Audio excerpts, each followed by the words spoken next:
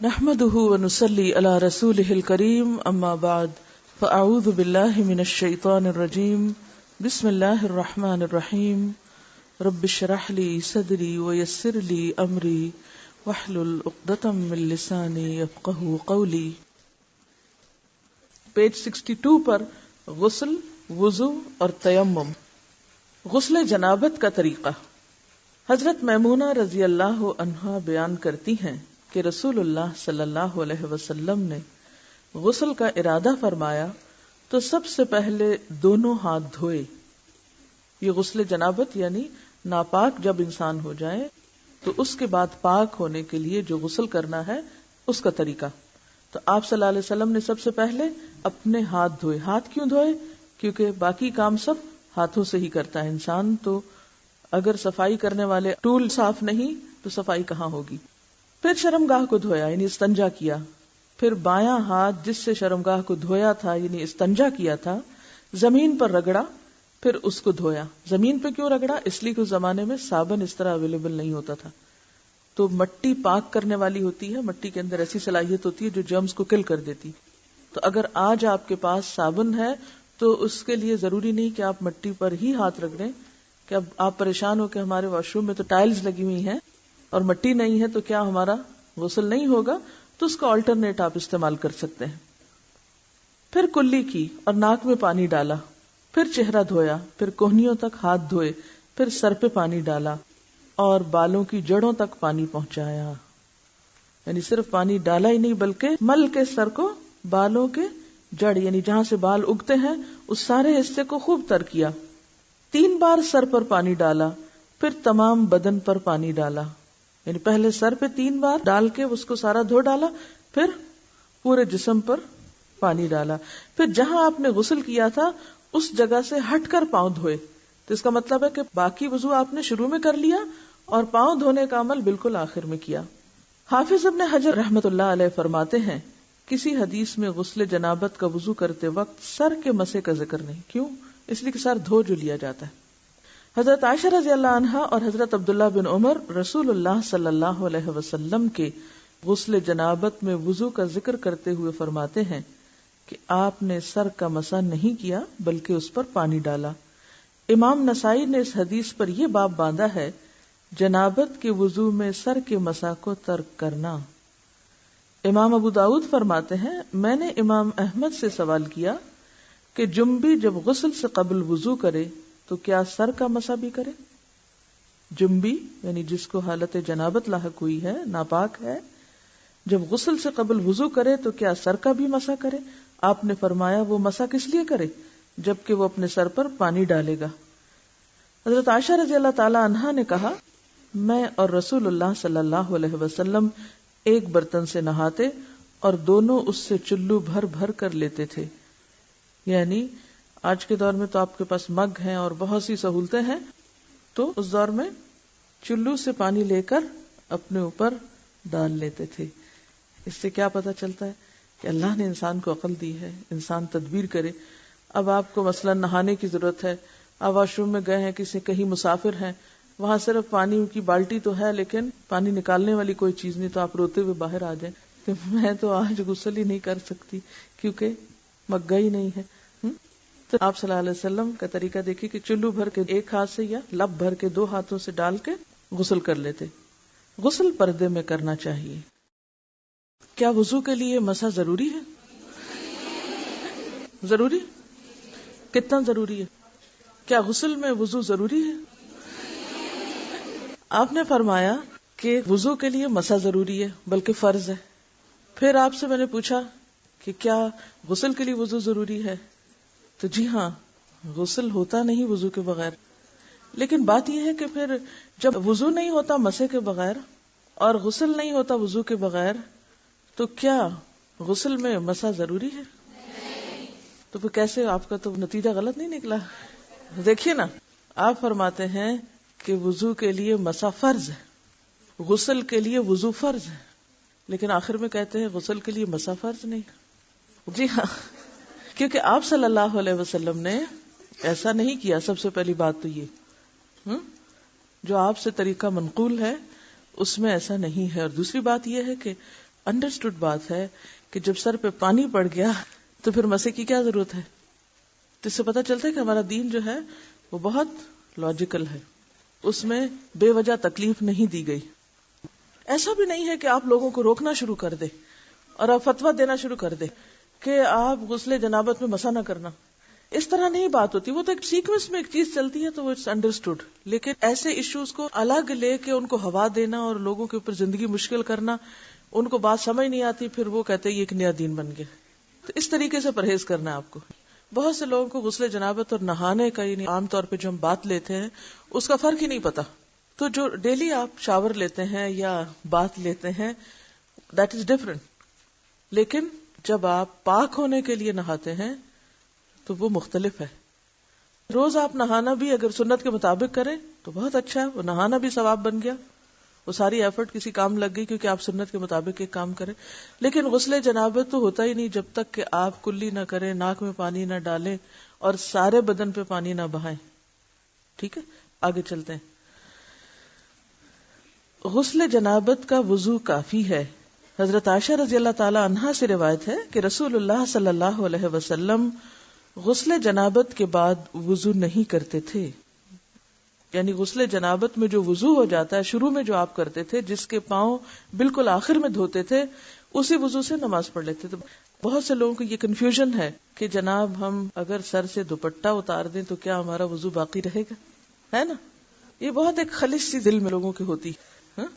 تو یہاں پر تو دوپٹہ کیا لباس بھی نہیں ہے، یعنی بے لباس وضو کیا گیا ہے اور وہی وضو کافی سمجھا گیا ہے، بعد میں دوبارہ وضو کی بھی ضرورت نہیں. دیگر غسل جنابت کے بعد ان احوال کا ذکر کیا جاتا ہے جن میں غسل کرنا واجب، مسنون یا مستحب ہے. جمعہ کے دن غسل. حضرت ابن عمر رضی اللہ تعالی عنہ سے روایت ہے کہ رسول اللہ صلی اللہ علیہ وسلم نے فرمایا اذا جاء احدکم الجمعۃ فلیغتسل. جب تم میں سے کوئی شخص نماز جمعہ کے لیے آئے تو اسے غسل کرنا چاہیے. حضرت ابو ہریرہ رضی اللہ عنہ سے روایت ہے کہ رسول اللہ صلی اللہ علیہ وسلم نے فرمایا ہر مسلمان پر حق ہے کہ ہفتے میں ایک دن جمعہ کو غسل کرے، اس میں اپنا سر دھوئے اور اپنا بدن دھوئے. حضرت ابو سعید خدری رضی اللہ عنہ کہتے ہیں کہ رسول اللہ صلی اللہ علیہ وسلم نے فرمایا جمعہ کے دن ہر بالغ مسلمان پر نہانا واجب ہے. ابن جوزی رحمت اللہ علیہ فرماتے ہیں جمعہ کے دن غسل واجب ہے کیونکہ اس کی احادیث زیادہ صحیح اور قوی ہیں. ابن حزم اور علامہ شوکانی نے بھی اسی مذہب کو اختیار کیا ہے، یعنی اسے لازم قرار دیا ہے. لیکن اگر کوئی شخص کسی وجہ سے نہیں کر سکتا تو وہ گناہگار نہیں ہوگا. میت کو غسل دینے والا غسل کرے.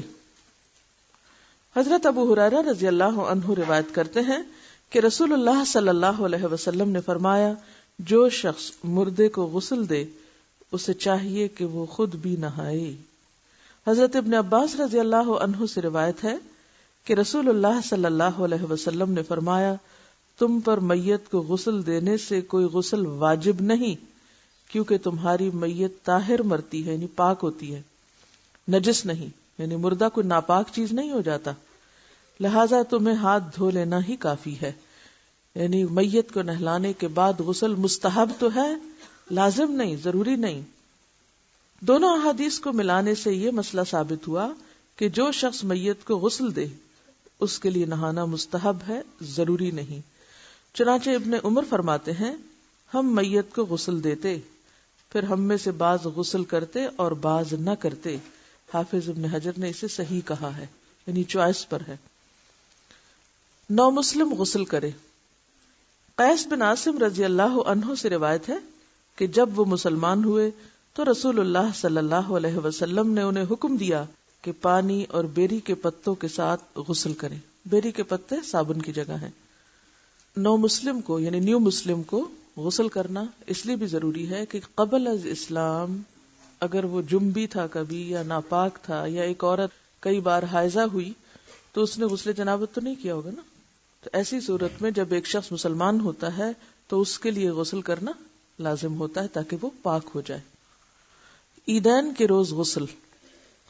نافع کہتے ہیں کہ حضرت ابن عمر رضی اللہ عنہ عید الفطر کے روز غسل کیا کرتے تھے. حافظ ابن عبد البر فرماتے ہیں کہ عیدین یعنی دونوں عیدوں چھوٹی بڑی عید کے دن غسل کے بارے میں رسول اللہ صلی اللہ علیہ وسلم سے کوئی حدیث ثابت نہیں، صحابہ رضی اللہ عنہم کا عمل ہے. یعنی صحابہ کرام نے ایسا کیا ہے، خود نبی صلی اللہ علیہ وسلم سے کوئی حدیث ثابت نہیں. اہل علم کی ایک جماعت کے نزدیک یہ غسل جمعہ پر قیاس کرتے ہوئے مستحب ہے، یعنی یہ بھی پسندیدہ ہے، کیونکہ جمعہ کا دن بھی مسلمانوں کی عید کا دن ہوتا ہے، کائنڈ آف عید ہے جمعہ. تو اسی طرح جو اصل عید کا دن ہے اس کو پھر کس پر قیاس کریں گے؟ جمعہ کے دن پر. تو وہ غسل بھی پسندیدہ ہوگا. لیکن اگر سردی کی وجہ سے کسی تکلیف سے انسان نہ کر سکے تو گناہگار نہیں ہوگا. بہقی میں ہے، بعض لوگ اس کو بہقی پڑھتے ہیں، تو یہ بہقی نہیں ہے بلکہ بہقی ہے. بہق ایک علاقے کا نام ہے جس کی طرف نسبت. بہقی میں ہے حضرت علی رضی اللہ عنہ نے فرمایا جمعہ، عرفہ، قربانی اور عید الفطر کے دن غسل کرنا چاہیے. یہ عیدین کے روز غسل پر سب سے اچھی دلیل ہے، یعنی حضرت علی کا قول. امام نووی فرماتے ہیں اس مسئلہ میں اعتماد حضرت عبداللہ بن عمر کے اثر پر ہے. اثر جو ہے وہ بھی حدیث ہی کو کہتے ہیں جو صحابی کی طرف منسوب ہوتا ہے. نیز جمعہ کے غسل پر قیاس اس کی بنیاد ہے، یعنی اس اثر کی، یعنی صحابی کے قول کی بنیاد کس پر ہے؟ جمعہ کے دن کے غسل پر. احرام کا غسل. حضرت زید بن ثابت سے روایت ہے کہ حج کا احرام باندھتے وقت رسول اللہ صلی اللہ علیہ وسلم نے غسل فرمایا. مکہ میں داخل ہونے کا غسل. اب یہ غسل دو الگ الگ ہیں. ایک تو یہ ہے کہ آپ گھر سے نکل رہے ہیں یا آپ جہاں سے احرام باندھ رہے ہیں، جیسے مدینہ سے مکہ جاتے وقت راستے میں میقات آتی ہے ابیار علی کے مقام پر، وہاں باقاعدہ غسل خانے بنے ہوئے ہیں اور لوگ وہاں غسل کر لیتے ہیں. لیکن اگر آپ گھر سے بھی اس نیت سے کر کے نکلیں تو بھی درست ہے، کیونکہ بعض اوقات پبلک ٹوائلٹس میں موقع نہیں بھی ملتا وہاں. یا یہاں سے جب ہم جاتے ہیں پاکستان سے تو احرام کہاں باندھتے ہیں؟ جہاز میں. تو جہاز میں آپ غسل کہاں فرمائیں گے؟ تو بہتر ہے آپ گھر سے ہی غسل کر لیں اس نیت سے کہ آپ یہ احرام کا غسل کر رہے ہیں. اور پھر دوبارہ مکہ داخل ہوتے وقت، اب تو یہ چونکہ فاصلے بہت مختصر ہو گئے ہیں، لیکن اس کے باوجود جدہ ایئرپورٹ پر بھی ایسے غسل خانے موجود ہیں جہاں انسان مکہ کی طرف جانے سے پہلے شاور لے سکتا ہے. حضرت ابن عمر رضی اللہ عنہ فرماتے ہیں کہ رسول اللہ صلی اللہ علیہ وسلم مکہ میں داخل ہوتے وقت غسل کرتے تھے. اب یہ سارے غسل جو ہیں یہ مستحب ہیں، پسندیدہ عمل ہے. احرام پہنتے وقت اور مکہ میں داخل ہوتے وقت غسل ایسے ہی ہے جیسے نماز سے پہلے کوئی وضو کر کے نماز کی تیاری کر رہا ہو. وضو تو خیر فرائض میں سے ہے، لیکن یہ بھی چونکہ اللہ کے گھر جا رہا ہوتا ہے انسان، تو صاف ستھرا ہو کے جائے، تیار ہو کر جائے، باقاعدہ اس کے اندر ایک فیلنگ ہو کہ وہ اللہ کے گھر داخل ہو رہا ہے، ایک اللہ سے ملاقات کا ذریعہ ہے. تو اس میں جسمانی صحت اور صفائی اور ستھرائی جو ہے وہ روحانی صحت پر اثر انداز ہوتی ہے. تو یہ سارا جو غسل کا جتنا بھی بیان تھا، اس میں ایک بات بہت اچھی طرح واضح ہو گئی کہ فرض کے درجے کا غسل جو ہے وہ ناپاکی سے پاک ہونے کا ہی ہے، اور بس. باقی جو غسل ہیں وہ مستحب میں ہیں، مستحبات میں سے ہیں، جن میں سے سب سے اہم غسل جمعے کا غسل ہے، جس کو بعض علماء واجب کے درجے پر رکھتے ہیں. باقی تمام کی تمام کیا ہیں کہ ایسا کرنا افضل ہے، پسندیدہ ہے، بہترین ہے، اور اگر کوئی نہ کسی وجہ سے کر سکے تو اس کے اوپر کوئی ملامت نہیں، اس کی عبادت میں خلل نہیں آئے گا اس وجہ سے. جیسے وضو کے بغیر نماز میں خلل آتا ہے، اس طرح غسل کے بغیر ان عبادتوں میں خلل نہیں ہوگا. ٹھیک. مسواک کا بیان. حضرت حذیفہ رضی اللہ عنہ فرماتے ہیں رسول اللہ صلی اللہ علیہ وسلم جب رات کو تہجد کے لیے اٹھتے تو مسواک فرماتے. گویا نیند سے اٹھنے کے فوراً بعد پہلا کام مسواک. حضرت ابن عباس رضی اللہ عنہ فرماتے ہیں نبی صلی اللہ علیہ وسلم رات کو ہر 2 رکعت کے بعد مسواک کرتے، یعنی صرف اٹھنے کے بعد ہی نہیں بلکہ 2 رکعت نماز پڑھ کے تہجد کی پھر مسواک کر لیتے، پھر 2 رکعت پڑھتے پھر مسواک کر لیتے، یعنی اتنی کثرت کے ساتھ آپ مسواک کیا کرتے تھے کیونکہ اس سے پوری نیند چلی جاتی، انسان دوبارہ سے فریش ہو جاتا ہے اور قرآن پڑھنے میں لطف بھی زیادہ آتا ہے جتنا آپ کا منہ زیادہ صاف ہوگا۔ سیدہ عائشہ رضی اللہ عنہا سے روایت ہے کہ رسول اللہ صلی اللہ علیہ وسلم نے فرمایا، مسواک منہ کے لیے طہارت کا سبب اور اللہ کی رضامندی کا ذریعہ ہے۔ سیدہ ام سلمہ رضی اللہ عنہا سے روایت ہے کہ رسول اللہ صلی اللہ علیہ وسلم نے فرمایا، جب بھی میرے پاس جبریل آتے تو مجھے مسواک کرنے کا حکم دیا کرتے تھے۔ مجھے خطرہ لاحق ہوا کہ میں اپنے منہ کی اگلی جانب نہ چھیل لوں، یعنی اس کثرت سے آپ مسواک کرتے تھے اور جبریل بھی آپ کو مسواک کرنے کا کہتے کہ مجھے یوں ڈر لگتا کہ جیسے اگلا حصہ چھل جائے گا۔ حضرت ابو ہریرہ رضی اللہ عنہ سے روایت ہے کہ رسول اللہ صلی اللہ علیہ وسلم نے فرمایا، اگر میں اپنی امت کے لیے مشکل نہ جانتا تو اپنی امت کو عشاء کی نماز میں تاخیر کرنے اور ہر نماز سے پہلے مسواک کرنے کا حکم دیتا۔ تو اس سے بھی یہ بات پتہ چلتی ہے کہ مسواک کی جہاں بہت تاکید ہے وہاں مسواک کرنا پھر ایک مستحب عمل ہے، فرض یا واجب کے درجے میں نہیں ہے، اگرچہ تاکید بہت ہے۔ اور کیوں نہیں اس کو فرض قرار دیا گیا؟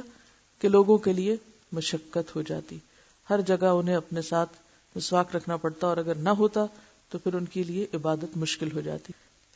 لیکن بہت ساری چیزیں ایسی ہیں زندگی میں، صرف مسواک ہی کی بات نہیں، کہ ان کے اوپر شوق بھی دلایا گیا، آپ صلی اللہ علیہ وسلم کا طرز عمل بھی ہمیں پتہ چلتا ہے اور بار بار کی تاکید بھی پتہ چلتی ہے، لیکن اس کے باوجود ہم پہ لازم نہیں کیا گیا۔ ایسے میں ہمیں کیا کرنا چاہیے کہ حد الوسع جتنا بھی ممکن ہو ان چیزوں کو اپنی عادت بنا لیں۔ آپ میں سے کتنے لوگ لکڑی والی مسواک کرتے ہیں؟ آپ دیکھیے کہ جہاں یہ ایک سنت ہے وہاں اورل ہائیجین کا بہترین ذریعہ ہے۔ کوئی ربڑ، پلاسٹک کا ٹوتھ پیسٹ، کوئی ماؤتھ واش، کوئی دوسری چیز دنیا کی اس کی جگہ ہے ہی نہیں۔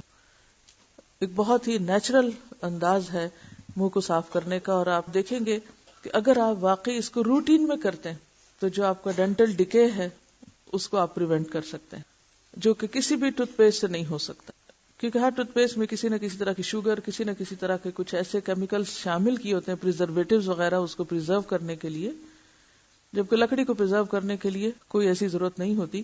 تو جو فائدے مسواک کے ہیں وہ کسی برش اور ٹوتھ برش اور ماؤتھ واش کے نہیں ہیں، یا ٹنگ کلینر کے نہیں ہیں، کیونکہ آپ دیکھیں کہ جو عام ٹوتھ برش ہوتا ہے وہ اس سے ٹنگ نہیں کلین کر سکتے، آپ کو پھر ٹنگ کلینر الگ لینا ہے، پھر منہ کی خوشبو کے لیے ایک الگ چیز استعمال کرنا ہے، تو اس میں وقت کا کتنا ضیاع ہے، مال کا کتنا ضیاع ہے۔ ایک لکڑی کی سٹک پہ آپ کا کیا لگے گا؟ اس کا مطلب نہیں کہ آپ ٹوتھ پیسٹ نہ کریں، وہ بھی آپ ایٹ ٹائمز کر لیں، لیکن اس کی عادت ضرور ڈال لیں، اور عادت ڈالنے میں صرف صحت کے فائدے کو سامنے رکھتے ہوئے نہیں بلکہ سنت کو سامنے رکھتے ہوئے، کیونکہ مسواک کے ساتھ جو نماز پڑھی جاتی ہے اس کا 70 گنا اجر بڑھ جاتا ہے بغیر اس کے جو مسواک کے بغیر پڑھی جاتی۔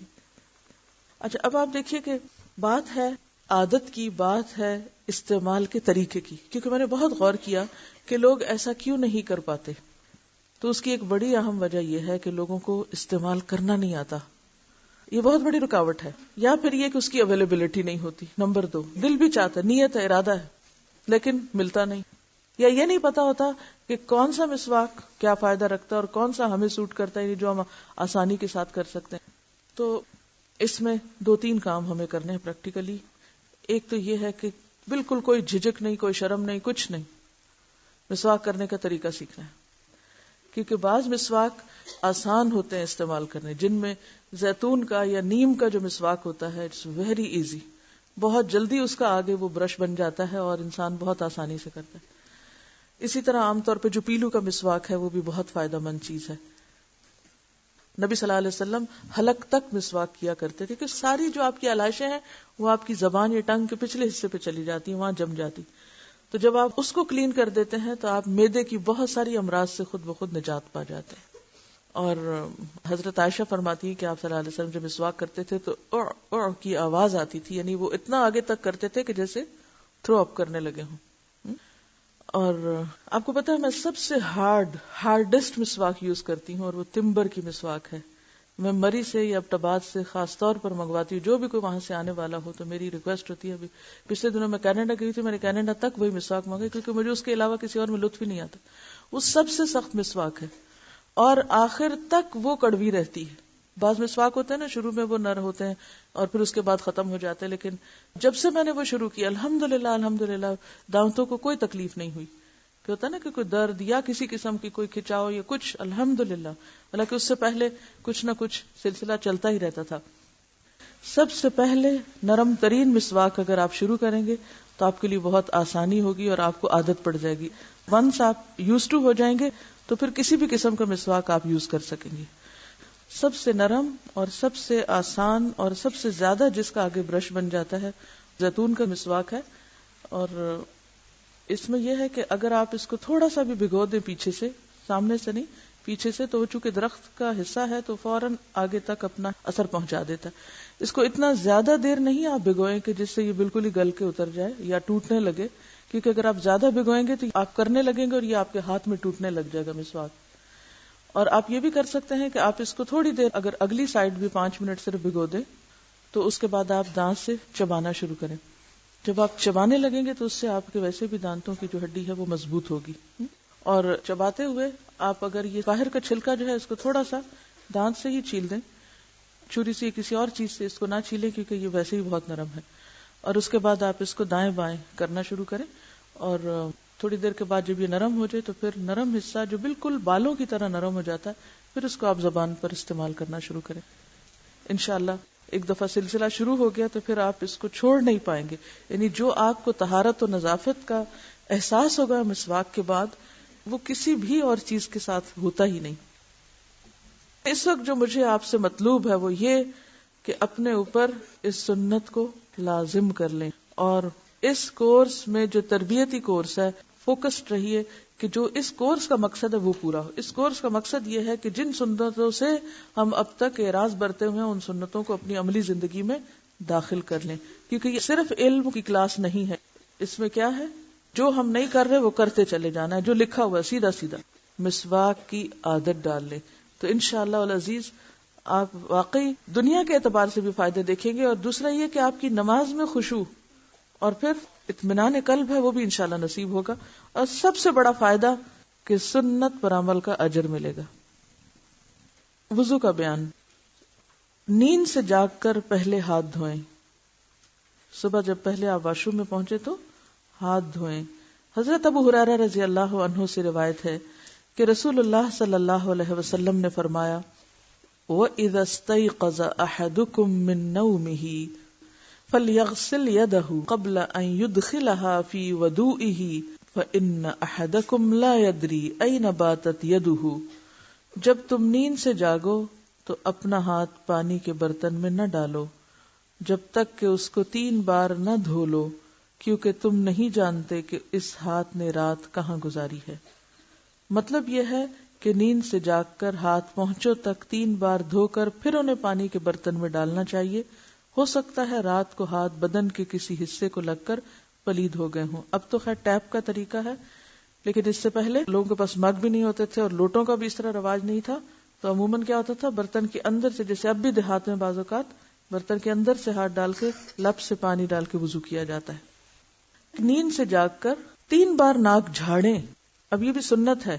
بعض لوگوں کو دیکھا گیا وہ صرف پانی ڈال لیتے ہیں تو جھاڑتے نہیں ناک کو.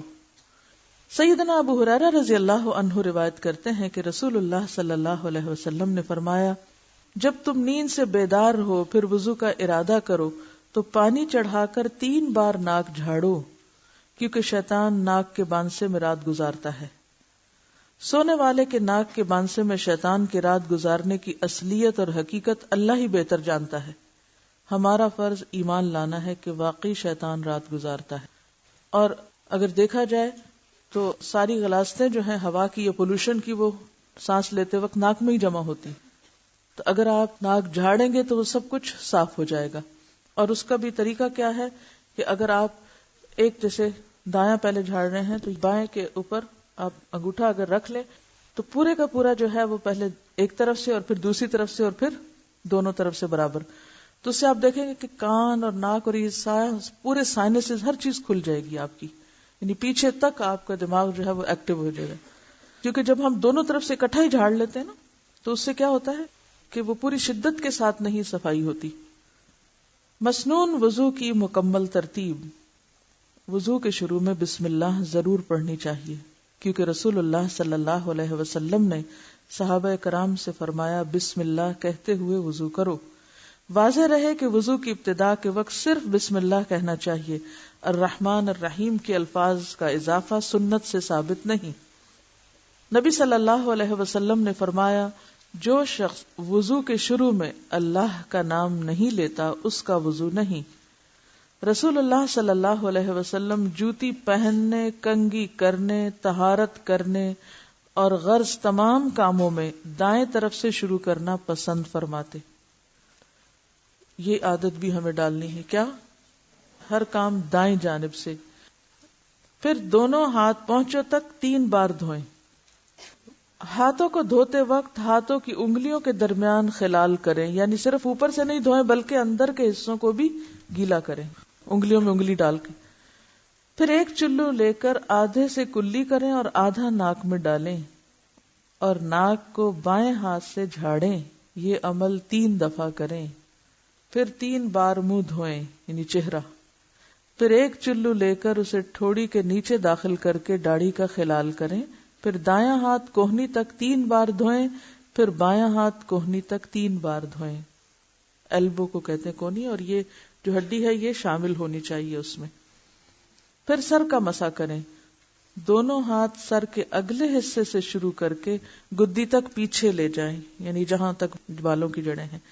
پھر پیچھے سے آگے اسی جگہ لے آئیں جہاں سے مسح شروع کیا تھا. یعنی جیسے خواتین کے بال لمبے ہوتے ہیں یا ان کے الجھنے کا ڈر ہوتا ہے تو آپ اس کو اس طرح کر کے بھی آہستہ آہستہ لا سکتے ہیں. ضروری نہیں کہ پورے بال پیچھے سے آگے الٹائیں. آپ نے سر کا 1 دفعہ مسح کیا. سر کا مسح 3 بار نہیں 1 بار, لیکن پورے سر کا مسح. پھر کانوں کا مسح اس طرح کریں کہ شہادت کی انگلیاں دونوں کانوں کے سوراخوں سے گزر کر کانوں کی پشت پر انگوٹھوں کے ساتھ مسح کریں. کانوں کا مسح اس طرح کریں کہ شہادت کی انگلیاں دونوں کانوں کے سوراخوں سے گزار کر کانوں کی پشت پر انگوٹھوں کے ساتھ مسح کریں. انگوٹھے پیچھے اور شہادت کی انگلی سوراخوں کے اندر. پھر دایاں پاؤں ٹخنوں تک 3 بار دھوئیں اور بایاں پاؤں بھی ٹخنوں تک 3 بار دھوئیں. یعنی اگر آپ ٹیپ کے آگے بھی دھو رہے ہیں تو اس کو 3 دفعہ پاؤں کو ہلا لیں, اور اگر آپ پانی ہاتھ سے ڈال کے کر رہے ہیں تو 3 چلو ڈال لیں. جب وضو کریں تو ہاتھ اور پاؤں کی انگلیوں کا خلال کریں, یعنی پاؤں کی انگلیوں کے اندر بھی انگلی ڈالیں, چھوٹی انگلی. مستورد بن شداد رضی اللہ عنہ روایت کرتے ہیں کہ میں نے رسول اللہ صلی اللہ علیہ وسلم کو وضو کرتے ہوئے دیکھا کہ آپ اپنے پاؤں کی انگلیوں کا خلال ہاتھ کی چھنگلی یعنی چھوٹی انگلی سے کر رہے تھے. حضرت عبداللہ بن عمر نے فرمایا کہ اگر زخم پر پٹی بندھی ہوئی ہو تو وضو کرتے وقت پٹی پر مسح کر لے اور ارد گرد کو دھو لے. یعنی مثلا بازو پر اگر پٹی بندھی ہوئی ہے تو جتنا حصہ پٹی کا ہے اس کو تو مسح کر لیں اور باقی حصے کو دھو لیں. اگر ٹیپ کے نیچے لے جانا ممکن نہ ہو تو ہاتھ سے پانی ڈال کے اس کو دھو لیا جائے. پٹی نہ بھی بندھی ہو تو بھی مسح کر لیں, ٹھیک ہے نا. اس میں آپ دیکھیے جو فرق آپ کو لگا ہوگا کہ ایک ہی چلو سے آدھے میں کلی اور آدھا ناک میں پانی ڈالنا, اتنا پانی کو بچایا گیا ہے. کلی اور ناک میں پانی ڈالنے کے لیے الگ الگ پانی لینے کا ذکر جس حدیث میں ہے اسے امام ابو داؤد, امام نووی اور حافظ ابن حجر نے ضعیف کہا ہے. امام نووی اور امام ابن قیم رحمۃ اللہ علیہ فرماتے ہیں کہ رسول اللہ صلی اللہ علیہ وسلم کے وضو کا طریقہ چلو سے آدھا پانی منہ میں اور آدھا ناک میں ڈالنا ہے, یعنی یہ افضل طریقہ ہے. اور دوسری روایت جو ہے وہ ضعیف ہے, ٹھیک ہے.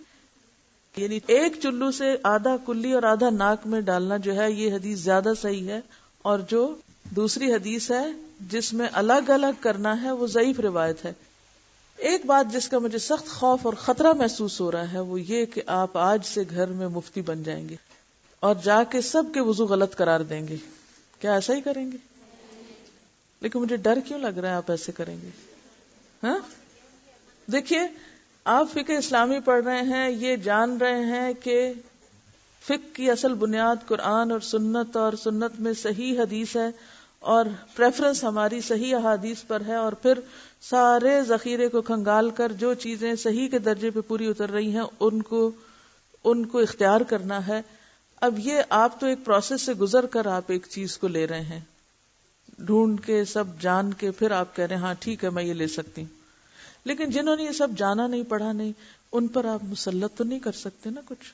ہاں بتا سکتے ہیں، اور بتانے کے لیے آپ کتاب پھر سامنے رکھیے، زبانی باتیں نہیں کیجیے، اور لوگوں کے وضو غلط قرار نہیں دیجیے. اس سے بھی بچیے کہ آپ غلط وضو کر رہی ہیں. آپ یہ کہہ سکتی ہیں کہ آپ نے اگر صحیح حدیث کا انتخاب کر کے بہتر وضو کیا ہے تو دوسرے کا غلط نہیں ہے، ٹھیک ہے، بجائے اس کے کہ وہ نماز پڑھتا رہے. ایسا نہ ہو کہ آپ کا طرز عمل اس کو نماز سے ہی بھگا دے. یہ زیادہ اہم نقطہ ہے سیکھنے کا بنسبت افضل اور بہترین چیزیں سیکھنے کے. اور ایسے لوگوں کو بھی آرام سے بتا سکتے ہیں جو خود سننے کے سمجھنے کے طلبگار ہوں، اور بس بلا وجہ کسی کے بھی پیچھے نہیں. اب دیکھیے کہ میں نے یہ کتاب آپ کے سامنے کیوں رکھی، تاکہ دلائل آپ کے سامنے ہوں، اور اگر آپ کو میں دلائل کے بغیر خود اپنے حکم کے طور پہ سناتی تو شاید آپ کے لیے بھی قبول کرنا آسان نہ ہوتا. چلیے آگے چلتے ہیں. رسول اللہ صلی اللہ علیہ وسلم نے فرمایا، کانوں کا تعلق سر سے ہے، یعنی سر کا مسح جو قرآن میں آتا ہے نا، فَامْسَحُوا بِرُؤُوسِكُمْ، تو کان بھی سر کا حصہ ہے. یعنی اگر کوئی پوچھے کہ دلیل کیا ہے تو اس میں آپ صلی اللہ علیہ وسلم نے یہی دلیل دی ہے کہ کان سر کا حصہ ہے، یعنی کانوں کا تعلق سر سے ہے. اسے ابن جوزی وغیرہ نے صحیح کہا ہے یعنی اس حدیث کو. اس کا مطلب یہ ہے کہ کانوں کے لیے نئے پانی کی ضرورت نہیں، یعنی مسح کرتے وقت وہ سر ہی کے مسح میں شامل ہے. کانوں کے مسح کے لیے نئے پانی لینے والی روایت کو حافظ ابن حجر نے شاذ کہا. شاذ کیا ہوتا ہے؟ ان یوزول، انوکھی رائے جو جمہور سے ہٹ کر ہو. حافظ ابن قیم رحمت اللہ علیہ فرماتے ہیں کہ گدی کے نیچے گردن کے الگ مسح کے بارے میں قطعاً کوئی صحیح حدیث نہیں ہے. گردن کے الگ مسح کے بارے میں قطعاً کوئی صحیح حدیث نہیں ہے. گردن کے مسح کی روایت کے متعلق امام نووی فرماتے ہیں یہ حدیث بالاتفاق ضعیف ہے، بالاتفاق. ٹھیک ہے. اچھا، اب آپ جب وہ جاتے ہیں نا پیچھے تک لے جاتے ہیں تو خود ہی آپ کا ہاتھ کہاں تک پہنچ جاتا ہے؟ گردن تک پہنچ ہی جاتا ہے، اور پھر اسی کو واپس لے آتے ہیں. لیکن الگ پانی لے کے صرف اس طرح کرنا جو ہے، اس بارے میں کوئی حدیث صحیح نہیں، ضعیف ہی ہے.